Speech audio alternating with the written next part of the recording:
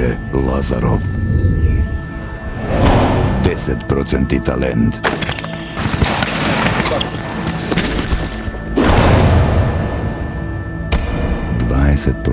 напорна работа.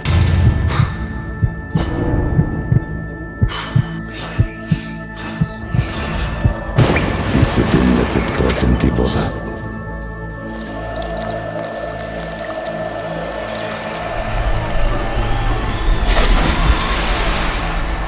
Пелистарка.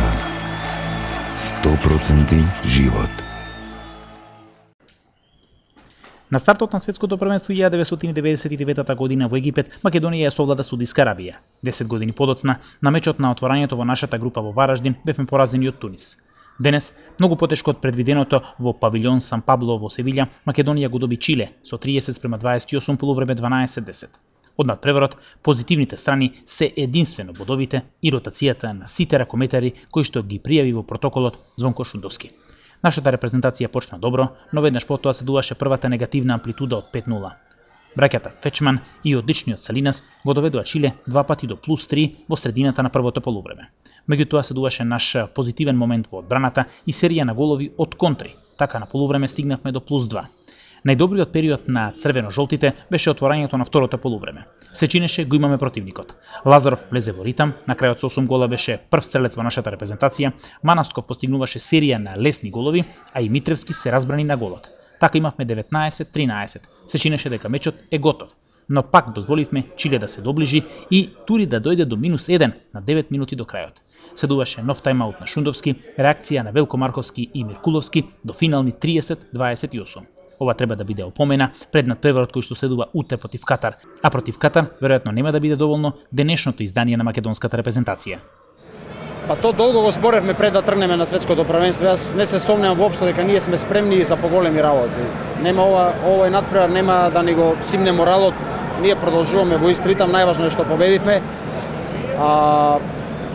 Менталитетот, тоа го кажавме и тоа ни се случи. Јас мислам дека имавме повеќе од 25 технички грешки, почетнички, па тоа не и се случува и најслабата екипа, а камоли репрезентација во свет.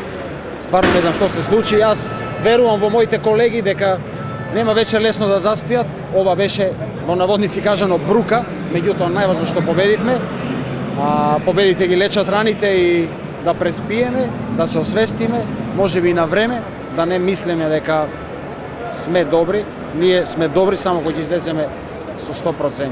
Ако излеземе со калкулации и мислиме дека да се штедиме, значи дефинитивно она што ќе ни се каже нас ни влегува во главите.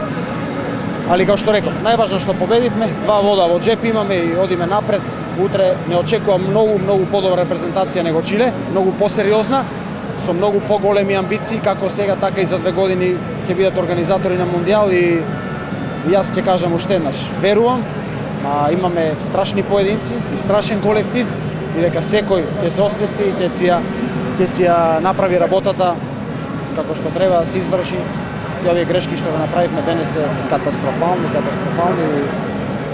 али ќе гледаме позитивно, ќе мислиме и утре е нов ден, уште 2 бода и ние сме веќе во 8, за понатаму ќе видиме. Па добро, од се помалку, значи отварање на едно големо надпреварување, штедење на играчите по голема ротација, видовте дека сите, буквално сите кои беа во составот игра, не треба да гледаме така на оваа победа, треба да гледаме само како едно загревање, една, ајде да наречем пријателска утакмица, која што чекор по чекор треба да не носи до она врвна форма која што треба да ја добиеме и да имаме веќе во вториот круг.